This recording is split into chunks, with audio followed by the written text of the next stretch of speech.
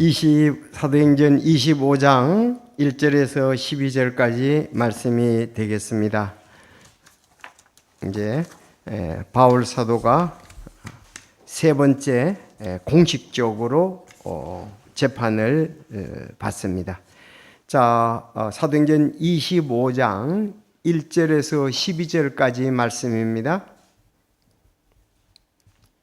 자, 사도행전 25장 1절부터 12절까지 제가 1절 읽고 여러분이 2절 읽고 하겠습니다.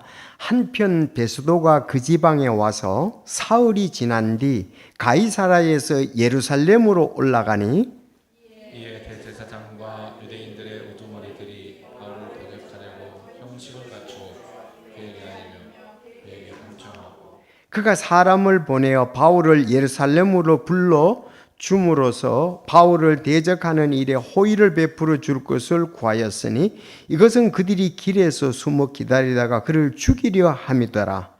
그러나 베스도가 바울을 가이사랴에 둔 채 지켜야 하고 자기도 곧 거기로 떠나려 한다고 응답하며 이르되 그러므로 너희 가운데 능력 있는 자들이 나와 함께 내려가서 이 사람에게 무슨 사악한 것이 있거든 그를 고소하게 하라 하니라. 베스도가 그들 가운데서 열흘 이상 머무른 뒤 가이사랴로 내려가서 이tal리아 재판소에 앉아 바울을 데려오라고 명령하므로 바울이 나오매 예루살렘에서 내려온 유대인들이 둘러서서 바울을 대적하려고 여러 가지 중대한 고소거리를 내놓았으나 그것들을 입증할 수 없더라. 바울이 자기를 위해 답변하되 유대인들의 율법이나 성전이나 또한 가이사를 대적하는 어떤 일도 내가 결코 저지르지 아니하노라 하였으나 베스도가 유대인들을 기쁘게 하려고 바울에게 응답하여 이르되 내가 예루살렘으로 올라가 거기서 이 일에 대해 내 앞에서 재판을 받으려 하느냐 하매 그때 바울이 이르되 내가 가이사르의 재판석에 서 있으니 거기서 재판을 받아야만 하리. 각각께서 매우 잘 아시는 바와 같이 나는 유대인들에게 아무 잘못도 저지르지 아니하였나이다. 만일 내가 범죄자이거나 죽을 짓을 하였다면 죽는 것을 마다하지 않을 것이나 만일 이들이 나를 고소하는 이 일들 중에 그런 것이 없다면 아무도 나를 그들에게 넘겨줄 수 없나이다. 내가 카이사르에게 청원하나이다 하니 그때 베스도가 공의와 합의하고 응답하되 내가 가이사르에게 청원하였느냐 가이사르에게 내가 갈지니라 하니라. 아멘. 기도하겠습니다. 하나님 아버지, 오늘 진리의 말씀 감사를 드립니다. 저희들 참 하나님의 일꾼으로 또 사역을 하며 여러 가지 참 앞에 장애물이 있는데 하나님께서 바울 사도를 또 인도해 주셔서 구해 주시고 또 모든 것이 협력하여 선을 이루게 하시며 주님의 사람으로 써 주셨음을 인해서 감사드립니다. 저희들에게도 주님의 사역을 할 때 여러 가지 참 앞에 거센 파도와 장애물들이 있을 수 있습니다. 주님 인도해 주시고 참 그런 분들을 하나님의 손에 의탁하면서 잘 해결하여 아버지께 크게 영광을 돌리고 우리가 참 해야 할 일들 주 예수 그리스도를 전하는 일에 저희들 힘써 전하게 하여 주시고 저희들이 또 하나님의 의의 도구로 귀하게 쓰이게 하여 주옵소서. 오늘 말씀 인도해 주셔서 또 우리 모두에게 감동이 되게 하시며 아버지께 영광이 되게 도와주옵소서. 예수님의 이름으로 기도드리옵나이다. 아멘. 이제 공식적으로 보면은 바울이 이제 세 번의 자기 변론하는 것은 총 5번이지만 재판에 대해서는 이제 3번이죠. 처음에 이제 예루살렘 붙잡혀서 총대장이 예루살렘 공회 앞에서 뭐를 잘못했는가 묻는 것이 나오는 거고 두 번째가 이제 벨릭스에게 그 재판했잖아요. 오늘 세 번째는 베스도 앞에서 이렇게 재판을 하는 것을 볼 수가 있습니다. 자기 변론은 이제 가면서 붙잡혀가면서도 막 얘기하는 거 그거고 이건 정식 재판입니다. 재판. 그래서 예루살렘 공회에서 총대장이 야, 왜 너들 이렇게 이 사람을 잡아가지고 왜 이러냐 그랬을 때 이제 처음 얘기를 했었고 이제 두 번째 이제 벨릭스 요번에 세 번째 베스도입니다. 베스도가 벨릭스 다음에 이제 총독으로 왔지요. 그래서 오늘 재판하는 이런 부분에 대해서 지금 말씀을 하고 있습니다.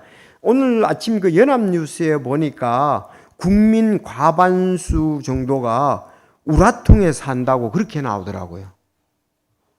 47%가 지난 1년간 심각한 스트레스, 한국의 정치, 사회 이렇게 사안별로 울분의 정도를 측정한 결과 입법, 사법, 행정부의 비리나 잘못 은폐, 여기에 울분을 느꼈다는 비율이 85.5%로 가장 높았다 이거예요.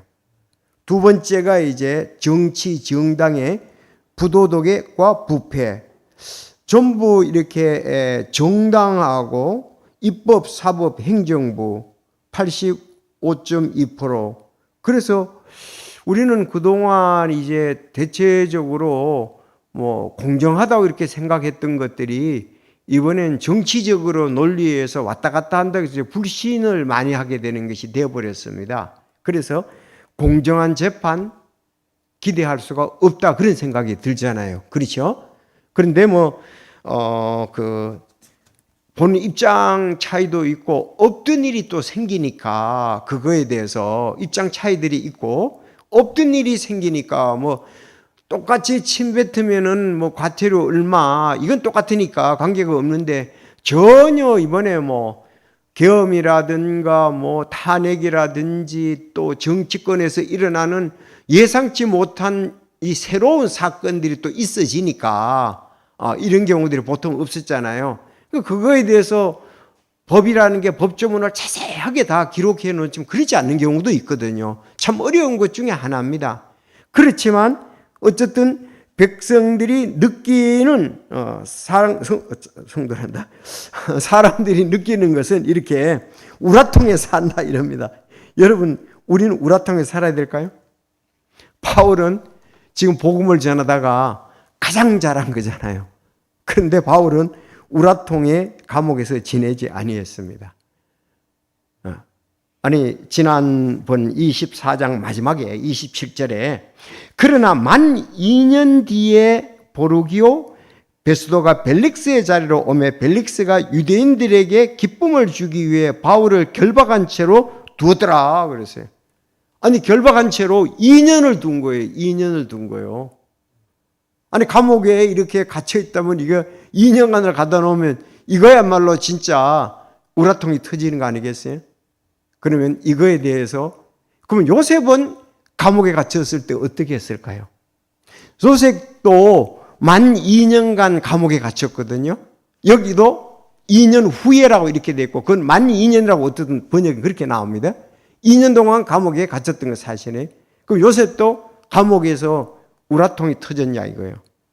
그러면 우리가 주님의 일을 할 때에 부당한 일을 당하는 거 이 부분에 대해서 이제 내가 마지막 결론 부분에 대해서 얘기를 하겠지만 우리 그리스도인들이 어떻게 해야 되냐 이런 거 그러면은 여기에 지금 하나님의 사람들이 그러면 교회가 이런 부분이 있을 때에 가서 데모를 해야 되는지 정당성을 얘기를 해야 되는지 근데 성경에 보면은 그런 부분이 거의 없어요. 너무 우리가 정치, 그러니까 행정부나 사법부나 입법부에 대해서 그들의 어떤 그런 부분들에 대해서 좀 우리 믿는 사람으로서의 또 우리가 가야 할 길이 있으니까 저는 우라통은 안 터집니다. 여기 47%가 그렇게 돼 있고 또 입법, 사법, 행정, 비리나 잘못 은폐로 울분을 느꼈다는데 저는 울분을 느낄 정도는 아닙니다. 그렇잖아요. 하나님께 맡기고 또 성경에 보면 이런 일들이 비일비재하게 많아서 그러나 그리스도인들은 자기 길은 같다는 겁니다. 그렇잖아요. 우리가 가야 할 길은 같지 그것 때문에 우리가 가야 할 길이 좌우로 치우치거나 우선순위가 바뀌거나 그건 아니었다는 거죠. 여러분 그렇지 않습니까? 그건 우리에게 중요한 거다 이거예요. 가는 길이 그걸로 인해서 내가 하던 주님의 일들이 막혀 그거는 없습니다. 자 성경에서 이렇게 얘기를 했습니다. 빌립보서 1장 29절 이는 그리스도를 믿는 것뿐만 아니라 그분을 위해 고난당하는 것도 그분을 위해 너희에게 주어졌기 때문이라 그랬어요. 바울은 나중에 빌립보 쓸 때 그리스도를 믿는 것뿐만 아니라 그분을 위해 고난당하는 것도 그분을 위하여 너에게 주어졌다 그랬어요. 주어졌다 그랬어요. 고난당하는 것이 주어졌다 그랬어요. 믿을 뿐 아니라 고난도 주어졌다. 그렇게 얘기를 하고 있습니다. 그리스도인들이 고난이 없이 정상적인 그리스도인의 생활을 할 수가 없죠. 그렇지 않습니까? 정상적인 그리스도인의 생활을 하려고 그러면 고난이 따르게 되어 있습니다. 왜냐하면 이 땅은 믿지 않는 사람들, 사단이 공중의 권세 잡은 자가 따르고 있잖아요. 지배하고 있잖아요. 자, 그래서 오늘 제목은 이제 바울이 카이사르의 재판을 청원했습니다. 카이사르, 로마 황제, 이제 카이사르 네로로 볼 수 있는데 카이사르 재판을 청원한 것을 청원했습니다. 이제 근데 세 가지, 지난번에는 벨릭스가 이렇게 했죠. 벨릭스가 재판을 연기하고 바울에게 자유를 주라 그랬고, 벨릭스가 바울을 불러 그리스도를 믿는 것을 듣고 미뤘죠. 그리고 돈을 받고 풀어주려고 하고 결박한 채 2년을 두었습니다. 벌써 끝났어요. 자, 오늘은 유대인 우두머리들이 바울을 죽이려고 하는 것이 1절에서 3절에 나옵니다. 여기 대제사장 포함해서 대제사장과 유대인 우두머리들이 바울을 죽이려고 하는 거예요. 자, 그래서 갑부임한 이 베스도에게 베스도가 부임하자마자 이런 그 유대 지도자들이 이런 얘기를 할 때에 들어줄 줄로 알았죠. 이런 일은 있을 수 있잖아요. 그렇죠? 그렇다고 해서 그 속내에는 숨어 있었습니다. 그들이. 그래서 1절에서 3절에 보면 유대인 우두머리 바울을 죽이려고 하고요. 두 번째, 이제 4절에서 7절에 보면 바울이 베스도 앞에서 이제 정식 재판을 받는 것이 4절에서 7절이고, 그리고 8절에서 12절에 보면 바울이 카이사르에게 재판을 청원하다, 이렇게 세 가지로 볼 수가 있습니다. 그래서 간단히 우리가 보면은 한편 베스도가 그 지방, 본문 보겠습니다. 1절에서 3절. 한편 베스도가 그 지방에 와서 사흘이 지난 뒤, 하루때를 사흘밖에 안 됐어요. 부임한 지가. 그래서 어땠으면 가이사라가 총독의 그 집이 있거든요. 총독이 거기서 머물고 있습니다. 자, 가이사라에서 예루살렘으로 올라갔습니다. 당연히 예루살렘에 올라가면 유대 지도자들을 만나겠죠. 유대 지도자들은 뭐 가이사라에 사는 게 아니니까 그들은 예루살렘에 있잖아요. 올라갔어요. 갔더니 당연히 대제사장을 만났겠죠. 유대인 우두머리들을 만났습니다. 그랬더니 그들이 바울을 대적하고 형식을 갖추어 그에게 알리며 그에게 간청했습니다. 처음 와서 관계가 좋아야 될 거 아니에요. 그렇죠? 그런데 형식을 갖추고 그에게 알리며 간청하고, 아주 그 자리가 쉽지 않는 자리, 거절할 수도 없고 이런 자리였습니다. 간청하고 그가 사람을 보내어 바울을 예루살렘으로 불러줌으로써 바울을 대적하는 일에 호의를 베풀어 줄 것을 구하였으나 이것은 그들이 길에서 숨어 기다리다가 그를 죽이려 함이라 그랬습니다. 그러니까 지금 이 베스도가 예루살렘에 와 있잖아요. 예루살렘에 있는 그 베스도에게 대제사장과 유대 지도자들이 지금 사람을 보내가지고 가이사라를 보내서 바울을 오게 하라 이렇게 얘기를 했습니다. 그러면 지금 베스도도 예루살렘에 있고 대사장도 예루살렘에 있고 지금 또 유대 그 우두머리도 예루살렘에 있는데, 그러면 오는 길에 그를 죽이려 했단 말이에요. 숨어 기다리다가. 그러면 우리가 앞에서 이미 보았잖아요. 23장 12절에 보면 날이 밝음에 유대인들 중에 어떤 자들이 탕결한 뒤 자신을 속박하여 저주 아래 두고 자기들이 바울을 죽이기 전에는 먹지도 아니하고 마시지도 안 하겠다고 말하였는데 이 음모를 꾸민 자들이 40명이 넘더라 그랬습니다. 역시 그들은 계속해서 바울을 죽이려고 하는 거죠. 그러면 대사자들과 유대 지도자들이 이건 아니다, 그게 아니고 바울을 죽이려는 그 40명이 넘는 사람들하고 지금 이렇게 자기들이 함께하고 있다, 이렇게 볼 수 있잖아요. 오는 길에 죽이려고 그러는 거죠. 자, 베스도가 좀 봅시다. 벨릭스 후임으로 총독이 되었습니다. 그래서 예루살렘에 올라갔을 때 좀 전에 대제사장과 유대인들은 높은 사람이 바울을 고소하며 베스도의 호의로 바울을 예루살렘에 옮겨오기를 청했습니다. 그것은 길에 매복했다가 그를 죽이려 했고 이랬습니다. 정말 악한 사람들은 악한 일에 열심이다. 각 부임한 총독이 그의 청을 들어줄 수도 있을 상황이었으나 베스도가 그래도 신중하게 답변을 했습니다. 그래서 특별히 이렇게 상견례나 다름이 없는데 두 가지로 얘기를 하면서 그렇게 얘기를 했습니다. 자, 이게 바울을 공개하는데 죽이려고 이렇게 참 아주 애를 쓰고 있습니다. 그래서 베스도가 두 가지, 이번에 4절 7절에 보면 그러나 베스도가 바울을 가이사랴에 둔 채 지키게 하고 자기도 곧 거기로 떠나려 한다고 응답했습니다. 나도 곧 가이사랴로 내려갈 거다. 그러니까 사람을 시켜서 바울을 예루살렘으로 불러올 필요가 없다. 왜? 가이사랴에 그가 지금 내가 가둔 채 지금 그를 아직은 보호하고 있다 이 말이에요. 잘 구금되어 있어서 도주할 염려가 없다 이거예요.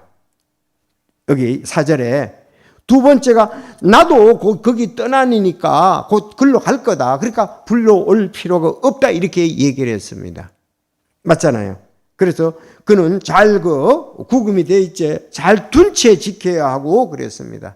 내가 잘 그를 갖다가서 지키고 있다 간다고 그랬습니다.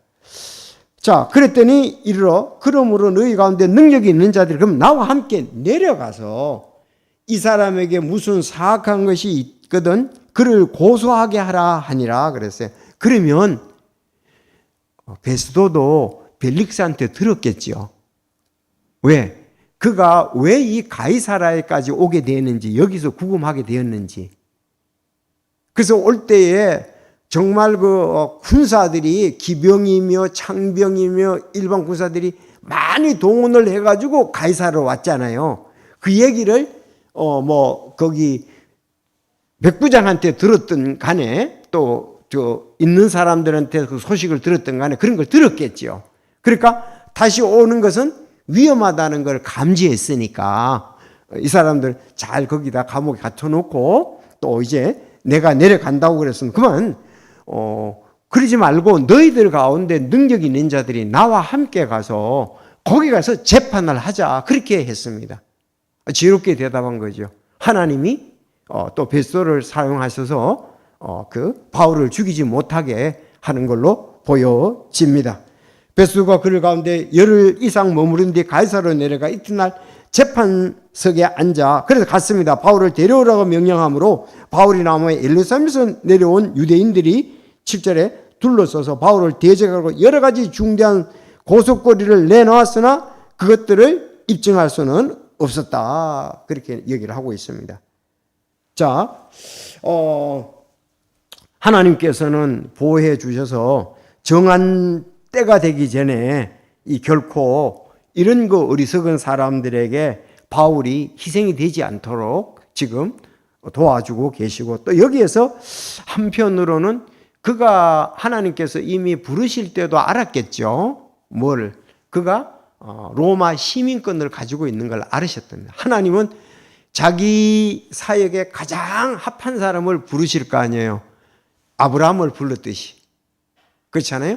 아브라함을 특별히 불렀듯이 바울 사도를 특별히 불렀잖아요. 신비한 방법으로. 초자연적인 방법으로 불렀습니다. 그래서 지금 재판이 이렇게 열렸습니다. 그런데 바울이 뭐라고 하냐 하면은, 그 다음 구절에 보면은 바울이 이렇게 했습니다. 자, 첫 번째, 자, 두 번째, 자, 세 번째 우리가 보겠습니다. 세 번째, 바울이 답변할 차례예요. 바울이 답변할 차례인데, 바울이 답변하기를 18절에 유대인들의 율법이나 성전이나 땅 카이사르를 대적하는 어떤 일도 내가 결코 저지르지 아니하노라 했습니다. 베스도가 유대인들을 기쁘게 하라고 바울에게 응답하기를 내가 예루살렘에 올라가 거기서 이 일에 대해 내 앞에서 재판을 받으려냐 그랬습니다. 그걸 올라갈래 그랬더니 바울이 이거에 대해서 이제 청혼을 했어요. 그때 바울이 내가 카이사르의 재판석에 서 있으니 거기서 재판을 받아야만 하리다. 각각에서 매우 잘 아시는 바와 같이 나는 유대인들에게 아무 잘못도 저지르지 않아야나이다. 그 로마 시민을 가지고 있습니다. 만일 내가 범죄자이거나 죽을 짓을 했다면 죽는 것을 마다하지 않을 것이나 만일 이들이 나를 고소하는 일 중에 그런 일이 없다면 아무도 나를 그들에게 넘겨줄 수 없나이다. 내가 따라합시다. 카이사르에게 청혼하나이다. 네. 그때 베스도가 공회와 협의하고 그러니까 내려온 사람은 유대 지도자 공회원들인 거죠. 대제사장도. 근데 내가 카이사르에 청혼하냐? 카이사르에게 갈지리라 그랬습니다. 그들하고 상의해서 그럼 글로 로마로 보내기로 했습니다. 어쩌면 유대인들은 그 방법이 좋았을지도 모릅니다.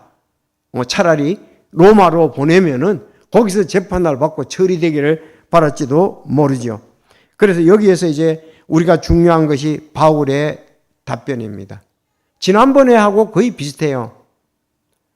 내가 지금 예루살렘에 온 지가 내가 그렇게 오래되지 않아서 나는 뭐 사람들을 갖다가서 소요, 즉 반란을 일으키거나 그런 적이 없다. 내가 예루살렘 소요도 일으킨 적도 없고 예루살렘 성전을 더럽힌 적도 없고 나는 우리 민족을 위해서 구제헌금을 가지고 왔다.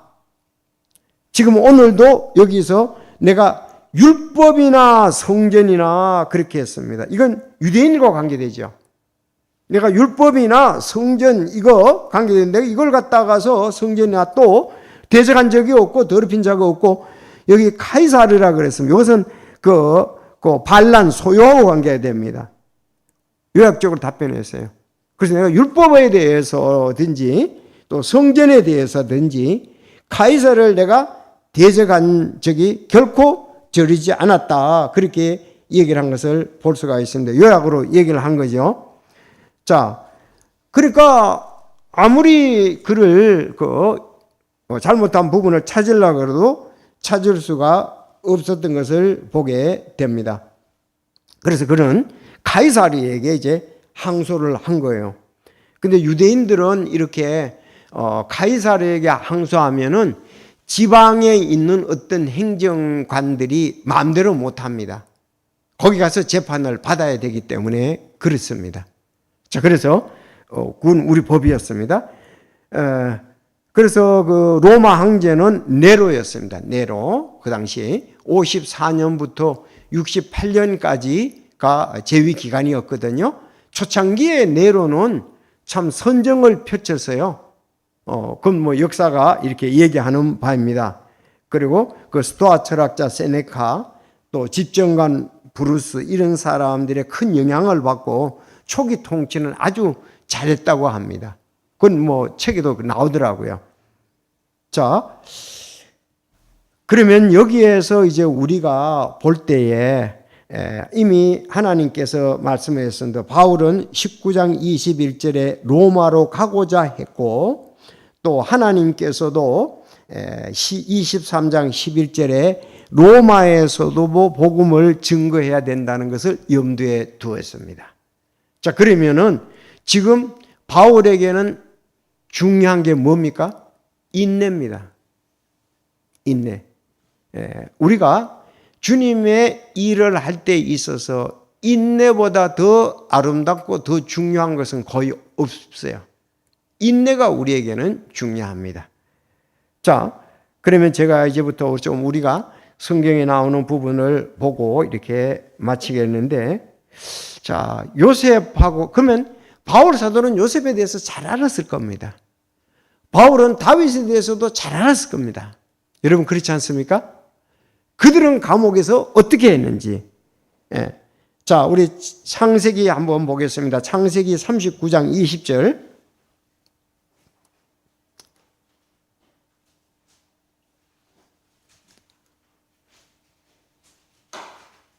오늘 여기에 만 2년 뒤에 이랬는데 여기도 20절. 요셉의 주인이 그를 잡아 감옥에 넣었는데 그들은 왕의 죄수들을 결박해 둔 곳이더라. 그가 거기에서 감옥에 있었더라. 여러분 21절 시작. 그러나 주께서 요셉과 함께 계시며 그에게 긍휼을 보이사 감옥의 간수들 앞에서 그에게 호의를 베푸시매 감옥의 간수가 감옥에 있는 죄수들을 요셉의 손에 맡김으로 그들이 거기서 무슨 일을 하든지 그가 다 그 일을 시행하였더라. 23절. 감옥의 간수는 그의 손 밑에 든 것은 어떤 것도 돌아보지 아니하였으니 이는 주께서 그와 함께 계셨고 그가 하는 것을 주께서 형통하게 하셨기 때문이더라. 네. 자, 그래서 그 보디발이 이제 결국은 감옥에 넣었잖아요. 그리고 왕의 죄수들을 넣은 겁니다. 그런데 왕의 죄수들을 근데 거기서 요셉이 뭐 했습니까? 자, 그들에게 아주 그 좋은 교제도 하고 그들을 잘 섬겼습니다. 왕의 죄수들이니까 높잖아요. 그래서 나중에 그 꿈을 꿀 때에 해석을 했잖아요. 파라오가 빵 굽는 시종장은 나무에 매달았으며 40장 22절에 보면 40장? 네. 이 일이 요셉이 그들에게 해석한 대로 되었더라. 그럼에도 잔 맡은 시종장은 석방이 됐잖아요. 요셉을 기억하지 아니하고 그를 잊었더라. 41장 1절. 만 2년이 끝날 때에 파라오가 꿈을 꾸니 그렇습니다. 이렇게 두 번째 꿈 해석할 때에 그가 결국은 그 꿈 따라서 해석해 준 때 따라서 요셉을 갖다가 석방하고 그 일들을 하게 하자. 7년 풍년. 자, 그래서 요셉은 약 10년간 감옥에서 요셉은 10년간 보디발의 집에서 종노릇 했고 정확히 감옥에 몇 년 갇혔는지는 나오지는 않습니다. 그러면 2년 이상인 것은 틀림이 없어요. 만 2년이라 그랬잖아요. 그리고 난 다음에 또 꿈을 꿔서 해석을 했으니까 그래서 보통 사람들이 그 3년간 갇혀 있었다 이렇게 보는 사람도 있고 뭐 5, 6년도 보더라고요. 그 분명한 것은 2년 이상은 갇힌 것은 분명합니다. 만 2년 후에 됐으니까. 그럼 그 전에 생겼고 그 후에 생겼으니까 뭐 3년으로 이렇게 보는 분들도 있습니다.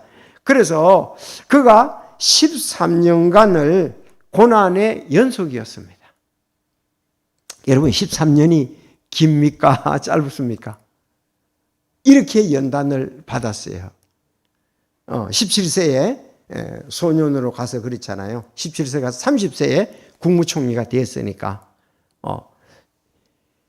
그는 감옥에서 다양한 사람을 만나면서 자신의 능력을 인정받았고 궁극적으로 이집트 총리가 되는 것을 볼 수가 있습니다.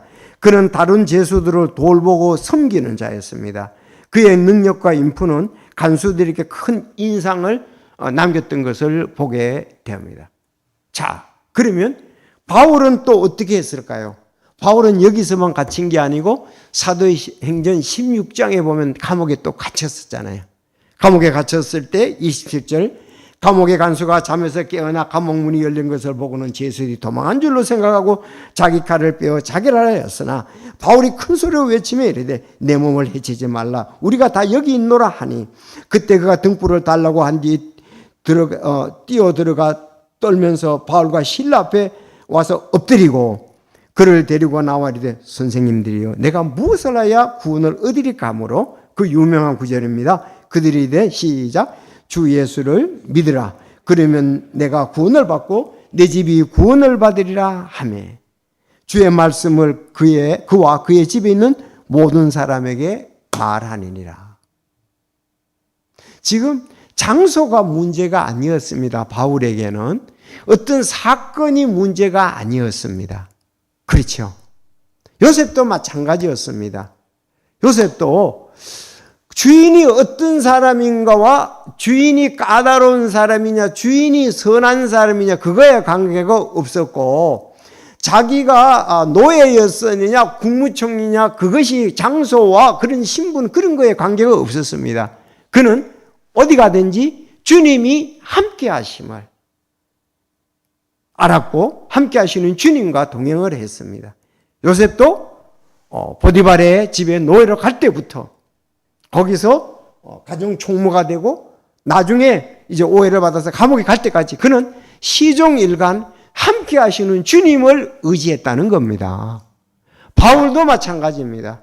바울도 이제 구원받고 난 다음에 그가 주님을 사역을 하면서 사람들이 많이 구원받는 역사, 그리고 병 고치는 능력, 또 감옥에 갇히기도 여러 사정이 있었지만 그 환경에 좌우되지 아니하고 모든 곳에서 주님의 영광을 드러낼 것에 대해서 확실하게 그는 그런 것을 다 뛰어넘어서 주님의 영광을 위해서 쓰여지는 것을 볼 수가 있습니다. 예수님도 마찬가지잖아요. 이 땅에서 오셔서 이 땅의 상황과 관계없이 그는 하나님의 뜻을 행하며 하나님께서 그 자기에게 맡겨진 귀한 사역들을 잘 감당하는 일이었지 않습니까? 그렇다면 하나님의 신실한 사람들의 자세는 어떤 직장이냐 어떤 사람이냐 그게 문제가 아니고 내가 거기에서 주님과 함께해서 주께 얼마나 영광 돌리는가와 관계된다 이 말입니다. 그러면 이런 문제는 모든 곳에 다 할 수 있거든요. 여러분 그래서 성경에도 보면 너희들이 주인이 선한 자만 아니라 까다로운 자에게도 너희가 그분들에게 복종하고 충성을 다해야 된다고 말씀을 하고 있습니다. 실제로 그럼 직장에서 그렇게 하고 있습니까? 그게 중요하잖아요. 우리는 믿지 않는 사람처럼 골라 잡아서 같이 비난하고 같이 요름 피우고 그렇게 하나요? 바울은 그렇게 하지 않았습니다. 요셉은 그렇게 하지 않았습니다. 분명하죠, 그거는. 그래서 특히 우리가 요셉을 통해서 이런 부분들을 이제 보게 됩니다. 요셉도 신실한 자였습니다. 하나님이 함께 하시며 신실하였습니다. 그래서 능력을 인정받았습니다. 노예였을 때도 마찬가지고 감옥에서도 마찬가지였다. 노예가 쉬운 일은 아니잖아요. 노예가 최고로 이제 그는 원래 노예가 되기 전은 가장 사랑받는 아들이었습니다. 여러분 그렇지 않습니까? 채색 옷을 입고 형들의 동정을 살펴서 아버지한테 보고하고 굉장히 사랑받는 아들이었잖아요. 완전히 이게 상황이 바뀌어져서 이제 노예가 되었습니다. 여러분 사랑받는 아들일 때나 이제 노예일 때나 우리는 변함없이 이제 하나님의 사람으로 하나님께 신실하면서 자기 일을 통해 하나님께 영광을 돌렸다는 것입니다. 오늘날 우리가 그렇게 한다면 우리는 직장에서 보면은 참 그 복음을 전하는 데 아주 이렇게 유용하게 쓰일 수가 있겠죠. 직장에서 인정받으면 복음 전하는 데 유용하게 쓰일 수 있잖아요. 그렇죠. 그래서 고린도전서의 거기 31장에 보면은 세 가지에 대해서 이렇게 나온다고 모든 것에 하나의 영광을 위해서 한다는데 나의 유익을 구하지 말고 그들의 유익을 구하라. 그들이 구원받도록 하라. 그렇게 말씀했잖아요. 그런데 사람들이 똑같이 죽기까지 우리를 일시키는 주인은 없거든요. 다른 사람들은 잘 이렇게 그런 경우는 없습니다. 저는 어떤 그런 간증을 하더라고요. 요즘 직장에서요. 자기 일을 잘해야 되는 건 당연한 것이고 자기 일을 잘하면서 공동의 일을 조금만 함께 하더라도 그 사람은 직장에서 인정받는다 그러더라고요. 공동의 일을. 자기가 맡은 일은 자기가 당연히 해야 되겠죠. 그리고 우린 또 공동의 일이 있다고요. 그 일을 적극적으로 이렇게 참여를 하고 그러면은 당연히 인정을 받을 수밖에 없겠지요. 그래서 우리가 지금 지난번에 신명기에 볼 때도 지도자들을 뽑을 때 그런 부분들 아닙니까? 그렇죠. 그래서 우리는 그렇게 해야 된다 그랬습니다. 자, 그래서 감옥의 간수들을 구원하는 놀라운 역사. 이게 실제적으로 간증들 보면 이런 부분들이 있더라고요. 예수님에 대해서도 어차피 지금 재판 이거 계속 얘기를 하니까 요셉도 바른 재판을 받을 수가 없었지요. 그리 감옥에 갔잖아요. 요셉도. 바울도 공정한 재판을 받을 수가 없으니까 지금 감옥에 갔잖아요. 예수님도 공정한 재판을 받을 수가 없었기 때문에 십자가에 못 박혀 달려 돌아가셨잖아요. 이건 이사야서 53장 8절에도 얘기하는 거예요. 그가 감옥에 가지 못하고 공정한 재판을 받지 못하였으니 누가 그 세대를 밝히 드러내려. 이는 그가 내가 있는 자들의 땅에서 끊어졌고 내 백성의 구원법을 인해 매를 맞았기 때문에 이거 그대로 사도행전 8장 33절에 얘기를 하고 있지 않습니까? 그렇죠? 자, 그래서 히브리서 기자는 이렇게 얘기했어요. 그분께서 아들이실지라도 친히 고난 받으시는 일들로 말미암아 순종하기를 배우사 그랬습니다. 그리고 대언자들, 내 형제들아 주의 이름으로 말한 대언자들을 고난은 당하는 것과 인내의 본을 삼으라 그랬어요. 우리 구약의 대언자들 있지 않습니까? 그들의 고난 받는 것, 인내에 우리는 본을 삼을 필요가 있습니다. 요셉의 고난, 또 인내의 본을 삼고, 또 여기 오늘 바울의 인내와 고난 당하는 것을 우리는 본을 삼아야 될 거로 믿습니다. 그러면 그때 그 과정들을 어떻게 하느냐? 베드로가 아주 잘 얘기했는데, 우리가 로마서 12장에 바울이 말한 거하고 베드로전서 4장 19절에 바울이 말한 거 똑같아요. 로마서 12장도 너희들의 그 어려운 일들 어떻게 하나님께 맡기라 그랬죠. 베드로전서 4장 19절에도 그러므로 하나님의 뜻대로 고난 받는 자들은 잘 행하는 가운데 자기 혼을 지키는 것을 그분께 맡기되 신실하신 창조주께 맡기라 그랬어요. 로마서에도 맡기라. 베드로전서에서도 맡기라 그랬습니다. 맡기라. 오히려 맡기는 것을 넘어서 어떻게 해야 되느냐? 베드로는 이거 이제 우리가 암송했던 건가요? 오히려 너희가 그리스도의 고난에 참여하는 자가 되었으므로 기뻐하라. 그것은 그분의 영광이 드러날 때 너희가 넘치는 기쁨으로 또한 즐거워하게 하람이라 그랬어요. 우리는 그 일들을 맡기고 또 오히려 고난에 참여하는 자가 그리스도의 고난에 참여하는 자도 기뻐하라 그랬습니다. 물론 내가 잘못하여 매를 맞으면은 이게 무슨 상이 있느냐 그렇게 베드로가 얘기했습니다. 근데 잘 행하는 가운데 내가 어려움을 당한다 그러면 하나님께 맡기고 그리스도의 고난에 참여하는 자로 인해서 기뻐하라 그랬습니다. 바울 사도도 마찬가지고 그랬겠고 베드로도 그렇게 했던 것을 볼 수가 있습니다. 오늘 바울의 이렇게 재판을 계속 보면서 생명의 위협을 당하는 것을 보게 됩니다. 전도서에 대해서 이 부분에 정확히 얘기하기를 내가 해 아래서 재판하는 것으로 보았는데 거기에도 그 사악함이 있었고 의가 있어야 할 것 거기에 불법이 있었나니라. 여러분 오늘 신문에 연합뉴스에 나온 것처럼 그것 때문에 우리가 우라통이 터지거나 열받지 말고 그리스도인들은 우리가 가야 할 길을 꾸준히 가야 합니다. 네? 이거 그랬잖아요. 전도서에 이미 해 아래서 재판받는 것 거기에는 사악함이 있고 의가 있어야 하고 거기에 불법이 있었느니라 그렇게 말씀을 하고 있습니다. 그러므로 오늘 이런 말씀들이 우리를 인도해야 되리라고 믿습니다. 그래서 억울함을 당하는 그런 부분들은 고난에 대해서 성경에 참 많이 나오는데 실제적으로 그거를 인내하고 맡기고 기뻐하고 감사하면서 계속하는 거 이거 우리 육신과의 싸움과 주변과의 싸움이 엄청 있거든요. 그렇지만 우리 그리스도인이 가야 할 길은 분명히 하나님께서 바울이 갔던 길, 베드로가 갔던 길, 요셉이 갔던 길, 대언자들이 갔던 길, 우리 주 예수님이 가셨던 길, 그 길은 전부 동일하다 그렇게 보면 되겠습니다. 이 말씀으로 하나님께서 영광을 받으시고 또 우리에게 참 도전이 되었음으로 인해서 감사를 드립니다. 지금 바울은 죽음 앞에서 계속적으로 또 하나님의 일을 하게 되고 또 하나님께서 때로는 사람들을 써서도 위험으로부터 보호해 주시는 것을 볼 수가 있습니다. 기도드리겠습니다.